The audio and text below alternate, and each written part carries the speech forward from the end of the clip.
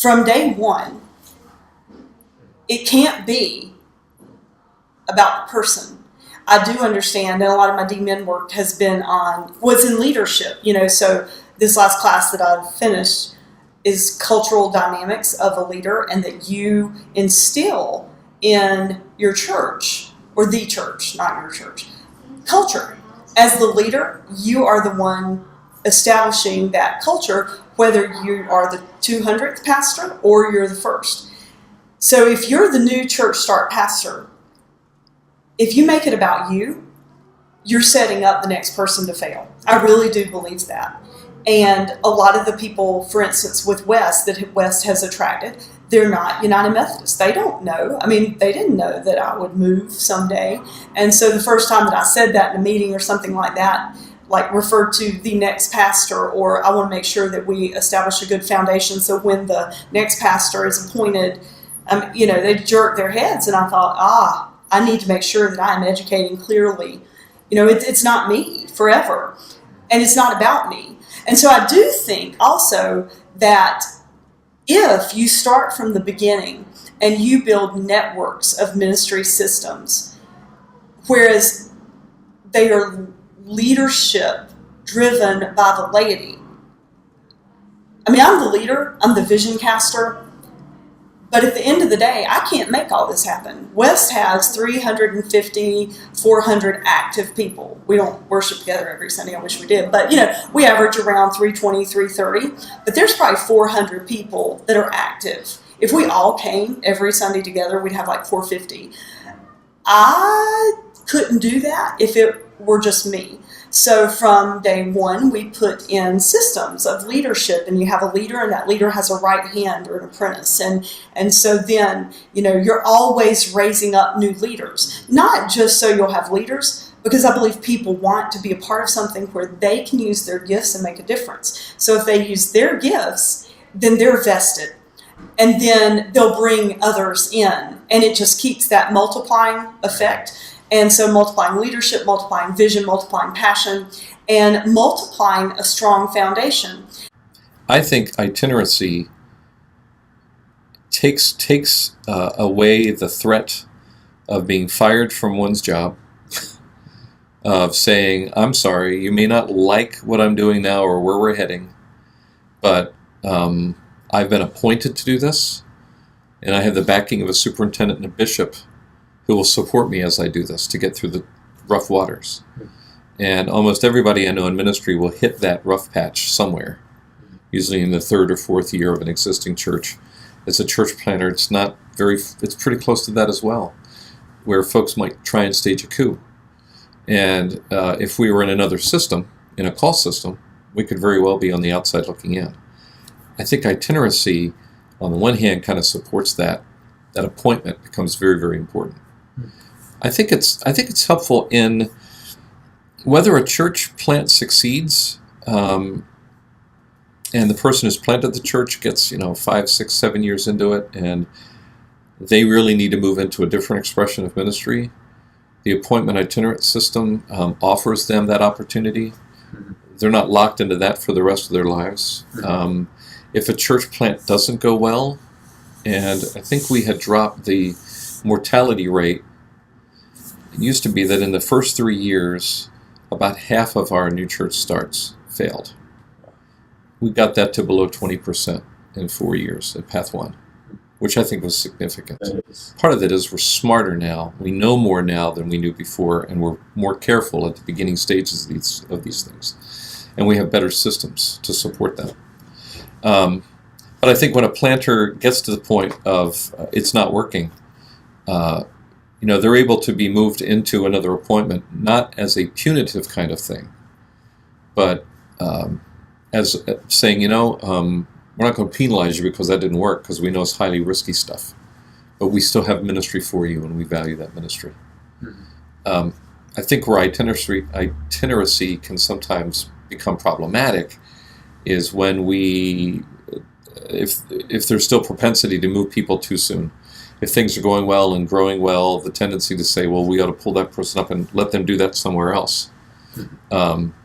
Just because it worked well here does not necessarily mean moving them and doing it here is going to be the same results. And I think we have to leave people where they are for a longer period of time if it's working, and be content to say, we support that. We want to make sure that continues. Maybe the single blessing of itinerancy, as I've experienced it, is the fact that you just have fresh eyes, that you're coming into a place, you're brand new, that you can see things that people who have been in a particular place for any amount of time aren't able to see, just because it's become familiar and it's become comfortable and it's become normal. And so you come in with fresh eyes from a different experience and with new ideas, and you have the opportunity to present those to this community where they might not see what it is that you see as the outsider coming in. It's who we are as United Methodists, first of all. And the whole idea behind that cohort model I was talking about, it also created the opportunity for the pastors to kind of shift in those communities of faith. And that speaks to, our circuit rider mentality. That's what the itinerant system is based on anyway. But, when it comes to church planting, some of the really unique things about that, challenge-wise, is the tendency is to leave church planters in their appointment for longer periods of time. At least that has been the case in our conference. We have guys who planted churches that have been in their appointments now for 20 years. What is the right time to move a founding pastor to another appointment? That is all dependent upon the life cycle of the church, what's going on in the church, how well it's progressed, all kinds of things have to be taken into consideration. And it also has to come back to the church planter himself or herself. If she's someone that is feeling called to another level, or if she's on the verge of burnout, or if he's feeling tugged into going in a new direction, or if he's needed at another place in our conference or church, that all comes into consideration. And I don't think that there's ever really a good time when you have a church plant that is no longer a church plant, that has grown and chartered as a church, and it's moving and it's clicking down the road and all the cylinders are operating at optimal capacity. There's never really a good time to move. But the idea behind this is if you have a healthy church and that church is led by the laity, the pastor just becomes that visionary, that teaching, the person that teaches and that orders the church, and that becomes easier for the switch to take place. If you've got a healthy congregation that's led by a laity, the vision of the church is still going to remain intact and folks are going to move forward. But that's one of the trickiest things that we're dealing with right now. We're trying to figure that out. In each of the churches that I left, the second one did not go well in terms of the person that followed me. They appointed somebody who was my exact opposite. I'm an extrovert, gregarious. He was an introvert, shy, not a very good public speaker. And they just, they dropped the ball on that. I mean, the appointment process dropped the ball on that. The first church that I left, and as I think about other churches that have transitioned well, it's because there is a greater intentionality in advance of moving on. I knew in my first church plant a year before I was leaving that I was going to go down to Florida to do this other church plant. And so the cabinet, knowing how important this was, this succession, allowed me to be a part of the conversation with potential candidates. And so I got to meet them. I got to be around the table with them. I had better part of 6 months to meet with that person, have them come and preach. But I think that the more intentional we are about those transitions, the better they're going to be. We can't treat these. I don't think we should treat our existing churches the way we do, where appointments are kind of like stealth-like, and we find out I'm out at the last minute. And there's not a lot of conversation. But in a church plant, you have to do a lot more before those transitions happen. Transfer of knowledge, building relationships, those kinds of things. But I'll come back again, all the more reason why when a planter goes into a church plant, they have to be trained at replicating themselves. They have to be trained at giving ministry away, of not making this about them. I think that as the leaders within the United Methodist Church have seen, as they've visited some churches and some ministries outside of the denomination, they've seen just how vital that longevity is, particularly to something like a new community of faith. I think there can be successful plans for new pastors to come in but there certainly has to be an intentional and a planned succession plan for the next leader. Probably has to be a little bit more of a hand picking of that community, of their next leader, and that transition can be it can be volatile, but at the same time it can also be an opportunity, but it would have to include the outgoing pastor and the incoming pastor in ways that the current itinerant system doesn't allow. If you've really been working well at creating disciples and establishing solid leaders and mentoring. So what I try to do over the course of the last 4 years, for instance, I've continued to shrink the circle of people that I'm working with. At one point it was 18. Now it's down to 10 people. And so I invest in those 10 people who in turn invest in a number of people themselves. And so it is, I think, one of the best practices that you can have in preparation for that transition is solid and strong leadership who understand the vision and the direction of the church, who understand our itinerant process, who understand who we are as United Methodists. So that is, our Methodist heritage, all the things that we celebrate in terms of our theology, to who we are and how we're identified in the greater community. Those things are all important for that perfect handoff to come, because then it's not just something that people like, oh no, this is horrible. It becomes a celebration because it becomes a milestone. And we've had several milestones in the course of the walk here that we've celebrated.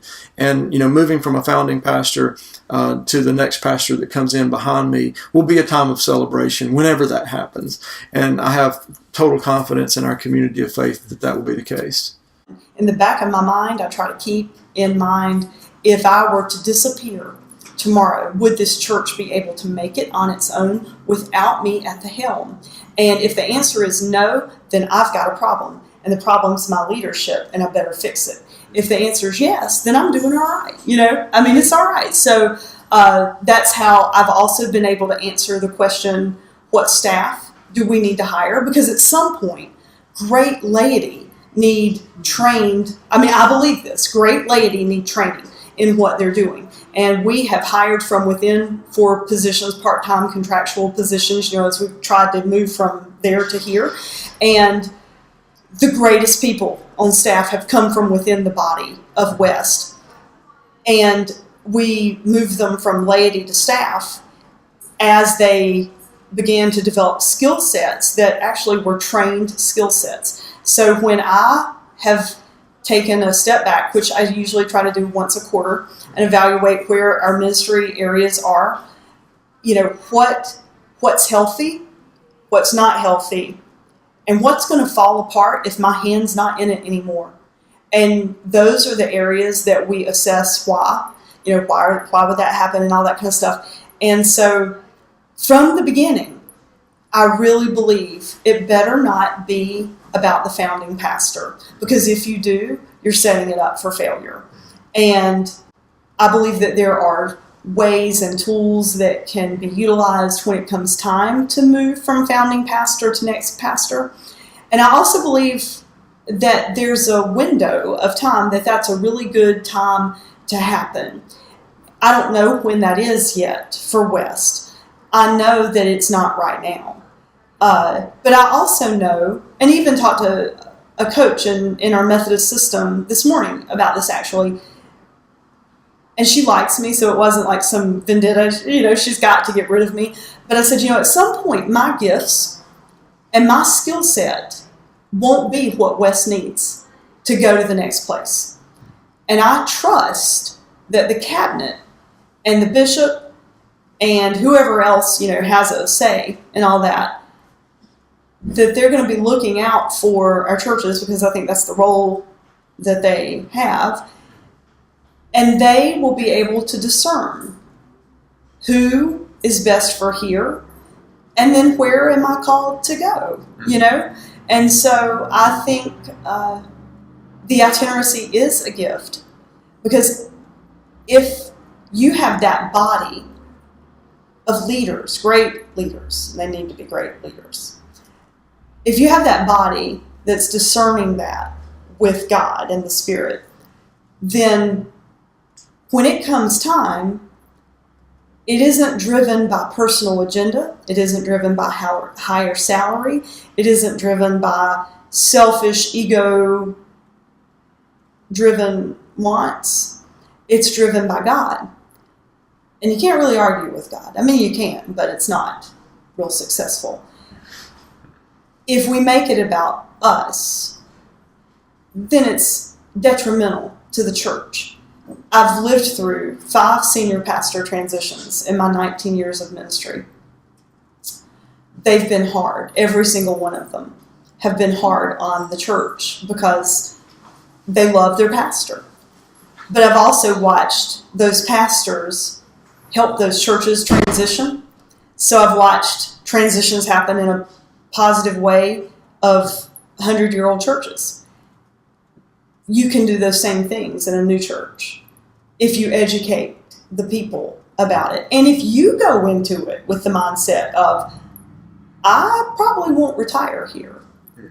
But the future, I really do think the future of Methodism as I sit here is, in terms of our existing churches turning around and new church starts, is squarely going to be in our lay folks.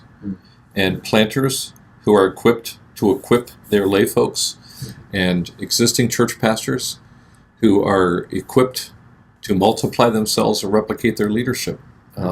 Especially in an itinerant system, we come and go. If we don't develop those things at a local level, then we take that stuff with us and we don't leave anything behind except a dependency. And we've been a lay movement from the very beginning. And the more we lean back into that, I think the stronger we're going to be. Yeah.